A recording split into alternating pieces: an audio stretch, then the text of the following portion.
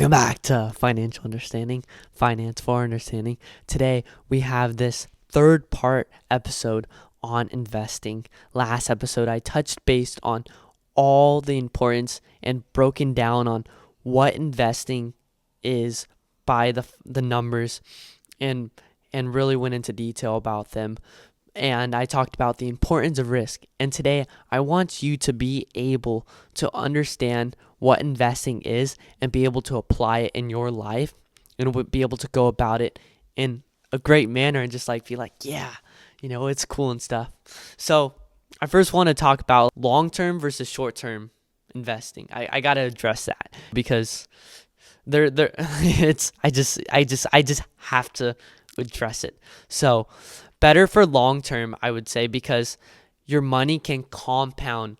It's just like if you trade, it's a skill. You basically have to do a lot of the research with the companies, and a lot of the big firms, which are hedge funds and all that stuff. They have acts, that's their job and stuff.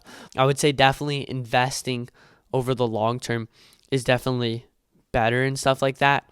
There's a lot of emotions involved with trading and just investing in general. If you're always constantly checking, you're like, yeah, I gotta check the news. What's the headlines? Those headlines, are intended for you to, always be checking whatever it is. And people might, just rely on that. And here's a statistic: 72% of American investors said that current events and news influence their decisions, according to discovermagazines.coms. And people mistakes from be like, I didn't time the market.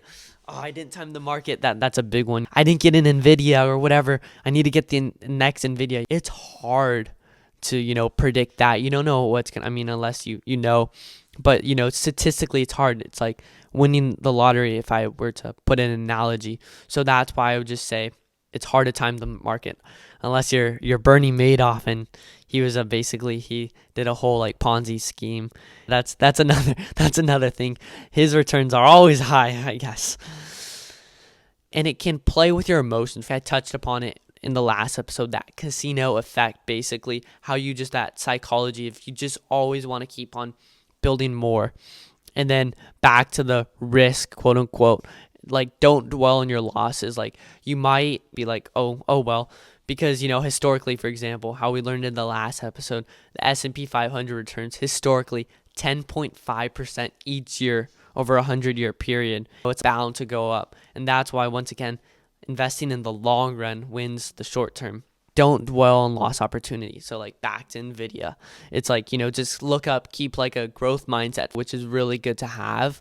And just growth mindset, that's open to anything. Just keeping your head up and not dwelling on those lost opportunities. I didn't beat the market. I lost to Nvidia. I'm just breaking up because it's the top thing. I get that asked all the time. Nvidia. It's hold it.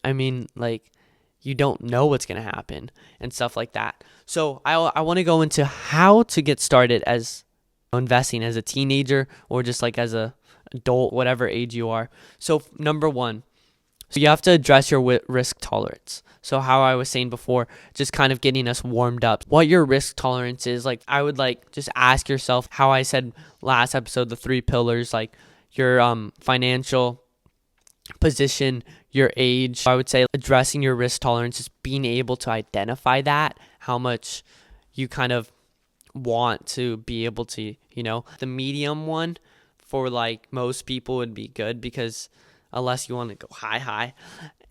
But yeah, now as I articulated in the second episode, what those returns look like, breaking them down, and you could be able to identify them based on what you think would fit your best needs. And identifying investments like an ETF, for example, which would typically be in that middle sector, unless you have just kind of in the stock market, you have these new growth startup, industries, whatever it so be, and there's an ETF around that. I would say that's more probably less risky than just investing in an overall company, because it's it might have an industry that has a lot of opportunity, but you can play with it. So some great ETFs, I just wanted to say this. So These are a couple. They have a ticker symbol, VXAIX, which is Fidelity's. It tracks like the S&P. VOO, which is a famous one. I think it's closed at like 550 per share, which is kind of expensive. My next one that I'll say is a little bit less. That's Vanguard. It tracks the overall market. SPLG, which is it tracks the S&P 500 too, but it's a little bit less.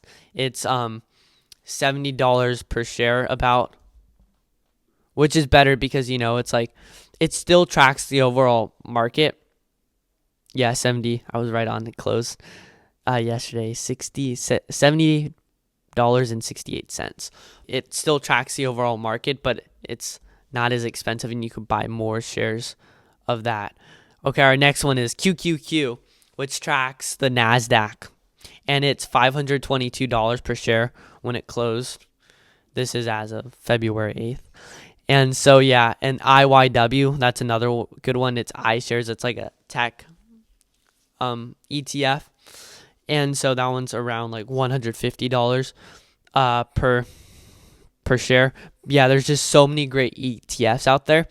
And then I would say step 3 is educate yourself. So basically how I've given you some information based on this, but always, enhancing your knowledge on, investments and stuff like that.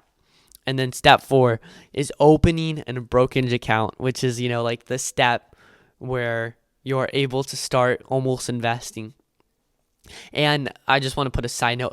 If you're 18 and over, you can open that account by yourself. But if you're 18 and younger, you can open up a custodial account with a parent or guardian, which is kind of like a Roth IRA, and they're earning income, and they earn income, and your child is listed as the quote unquote beneficiary.